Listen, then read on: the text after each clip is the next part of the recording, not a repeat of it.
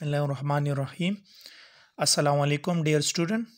Today we discuss lecture number 5 of chapter 1 for class 8 and 9. Page 5 and 6 in book. Topic is career in biology. Career mean शोबात यानी शोबा. तो bio में या हयातियात में क्या शोबे हैं? पहला इसमें है medicine and surgery. Medicine and surgery हम मेडिकल में पढ़ते हैं. मेडिसिन हम कहते हैं कि अद्वियात.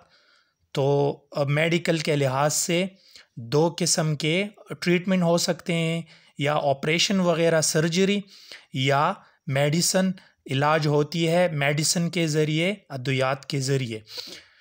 तो पहला मेडिसिन पढ़ते हैं. Medicine is related with diagnosis. Diagnosis का मतलब है कि किसी बीमारी को पहचानना कि ये कहाँ से लगी है या कहाँ से नहीं. एंड ट्रीटमेंट ऑफ ह्यूमन या इलाज और इलाज करना. तो मेडिसिन के ज़रिए हम किसी बीमारी को पहचानते हैं, वो मेडिसिन देते हैं और उससे फिर इलाज करते हैं. Next surgery. Surgery you can say operation.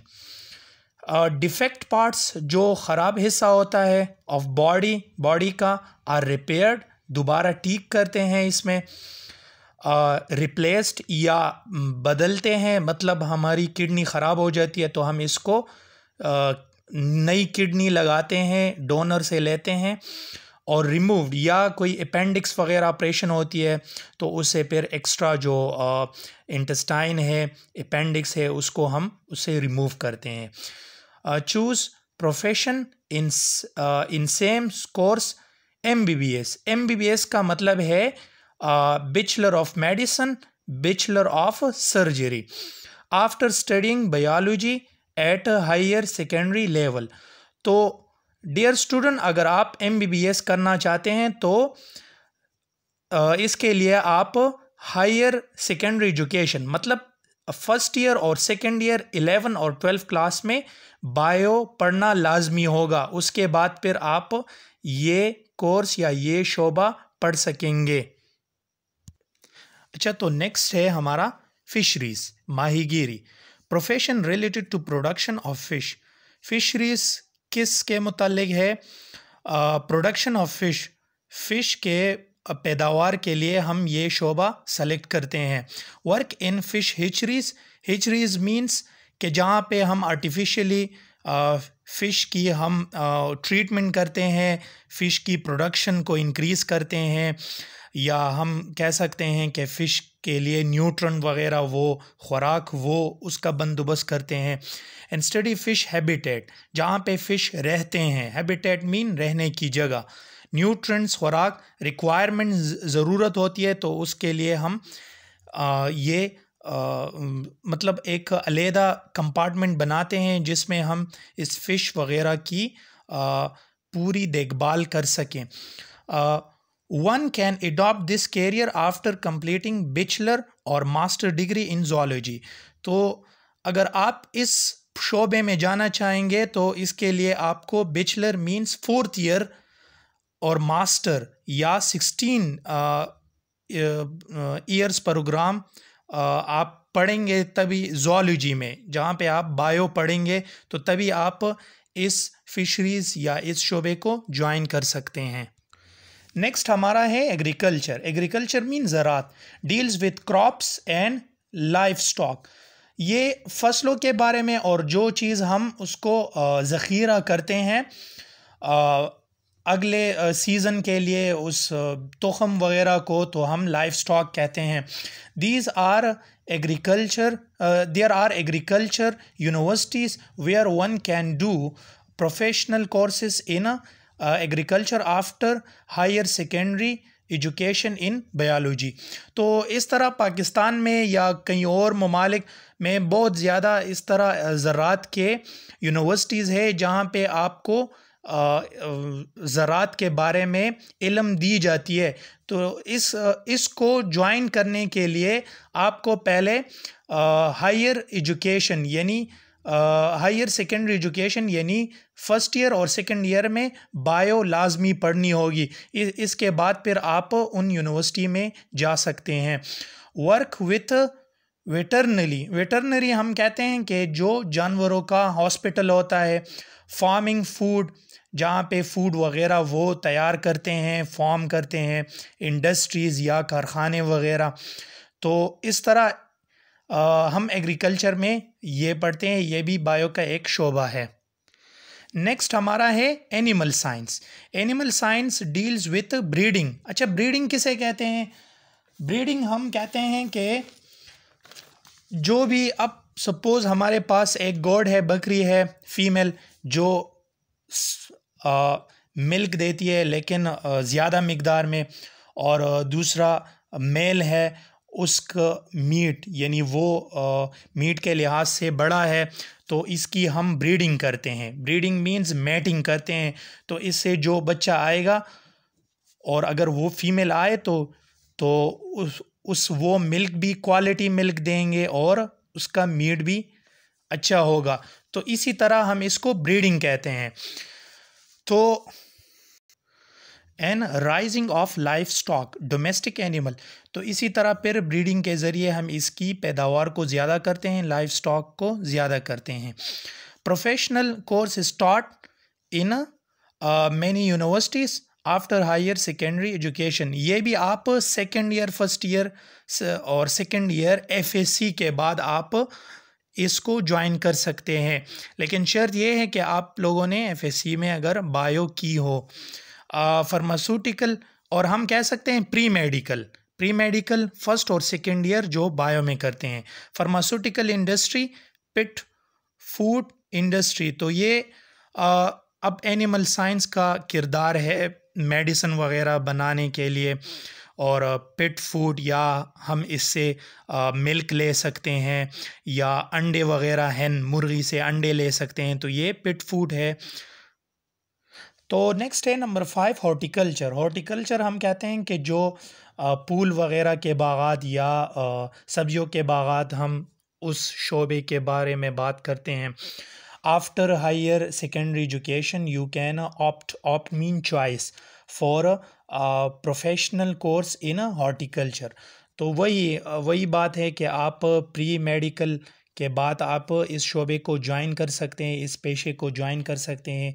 Job in fruits, ये जो बागात वगैरह हम उगाते हैं, उसमें हम ऑरेंज ट्रीज़ वगैरह या वेजिटेबल सब्जियों के, या कोई भी हम पूल वगैरह डिज़ाइनिंग, तो ये भी एक ख़ास शोबा है। इससे भी हम मुख्तलिफ़ चीज़ें, या हम अपने आप को बिज़ी कर सकते हैं। ये भी एक किस्म का बिज़नेस है। नेक्स्ट हमारा है फॉरेस्ट्री, जंगलात, लेकिन वो जंगलात जो आर्टिफिशियली ग्रो किए जाते हैं और उससे फिर टिम्बर वगैरह, ईंधन वगैरह बनते हैं, और फर्नीचर के थ्रू हम फर्नीचर वगैरह बनाते हैं, बिल्डिंग मटेरियल बनाते हैं। तो concern with forest, provide timber, provide wild life habitat. और इससे एक ये फ़ायदा भी है कि जब हम इस तरह मसनूई जंगलात उगाते हैं, तो इससे फिर मुख्तलिफ़ और जानवर वगैरह भी वहाँ बसते हैं, तो वहाँ अपने लिए जगह ढूंढ लेते हैं। तो इससे फिर उनके नस्ल का भी इजाफ़ा हो जाता है, और फिर बायोडाइवर्सिटी इस तरह रेगुलरली इंक्रीज़ होती जाती है। फार्मिंग नेक्स्ट है। Farming deals with development of farms and maintain vegetable. तो फार्मिंग आप कह सकते हैं कि फार्मिंग वो है कि हम मुख्तलिफ़ जानवरों के फार्म्स बनाते हैं। अब हमारे पास बफलोज़ है, बेन्स है, तो उसका फार्म बन जाता है, या हेंस वगैरह है। तो इससे फिर ये फ़ायदा होता है कि मार्केटों में जो अंडे या दूध वगैरह आती है, तो ये इस फार्म के ज़रिए आ सकते हैं। ये भी एक शोबा है। नेक्स्ट है forensic science, work with police department and other laws enforcement agencies using scientific methods to discover evidence that can be used to detect criminals। अच्छा, तो इस शोबे में हम पढ़ते हैं कोई मैटर वगैरह जो क्रिमिनल केसेस होते हैं, तो पुलिस डिपार्टमेंट के साथ मिल के उसूलों के मुताबिक हम वो केस हैंडल करते हैं। कोई डीएनए टेस्ट या कोई मर्डर वगैरह हुआ हो या कोई चोरी वगैरह हुई हो तो डीएनए टेस्ट करवाते हैं। इस तरह मुख्तलिफ़ जो क्रिमिनल केसेस होती है उसको डिटेक्ट करने के लिए हम फोरेंसिक साइंस का इस्तेमाल करते हैं, जो कि सबूत हम लेते हैं, उसके ज़रिए फिर किसी क्रिमिनल को पकड़ते हैं और फिर इस तरह हम उसको कोर्ट के ज़रिए फिर क्रिमिनल साबित कर देते हैं साइंस के उसूलों के मुताबिक। तो ये भी एक साइंस का शोबा है, इंटरेस्टिंग शोबा है।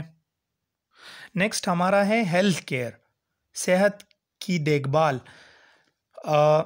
बायोलॉजिस्ट में develop public health campaigns to defeat illnesses such as tuberculosis, cancer and heart diseases, to prevent spread of deadly disease such as dengue fever, virus वगैरह।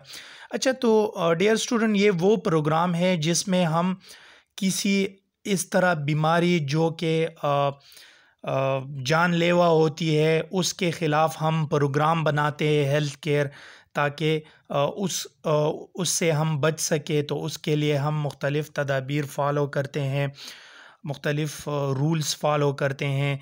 और जिस तरह अब आजकल जो वायरसेस आया है तो उसके लिए हम मुख्तलिफ़ प्रिवेंशन मेजर्स इस्तेमाल करते हैं ताकि उससे बच सके। तो ये हेल्थ केयर इस तरह ऑर्गेनाइजेशन होता है जिससे बड़े से बड़ी बीमारी से हम निजात पा सकें।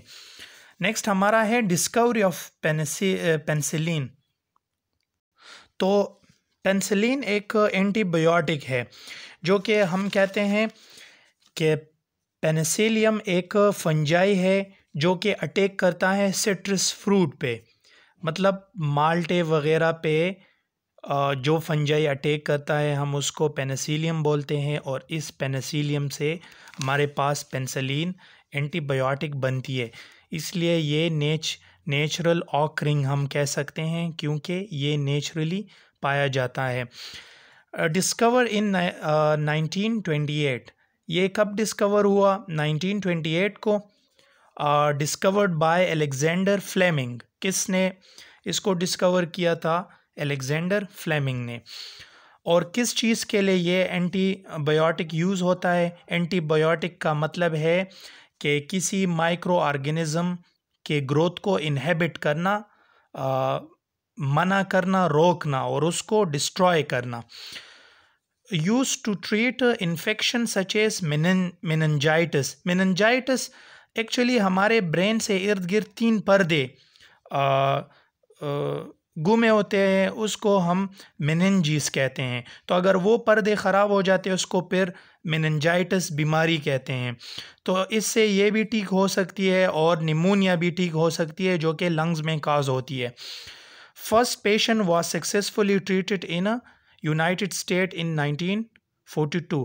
तो जो पहला पेशेंट था 1942 में यूनाइटेड स्टेट में, वो ठीक हुआ था इससे। Help in reducing number of death, क्योंकि ये निमोनिया और मेनिंजाइटिस जानलेवा बीमारी है, तो इसलिए पेनिसिलिन इस तरह एंटीबायोटिक है कि ये डेथ को कम करती है, मतलब जो मरने के ख़तरात होते हैं तो इससे बंदा कम हो जाता है, मरता नहीं है फिर। तो डियर स्टूडेंट, ये था हमारा कैरियर इन बायोलॉजी। उम्मीद है कि आपको समझ आया होगा। इंशाल्लाह फिर नेक्स्ट टॉपिक पढ़ेंगे। अपना बहुत ज़्यादा ख़याल रखना। अल्लाह हाफ़िज़। अस्सलामु अलैकुम।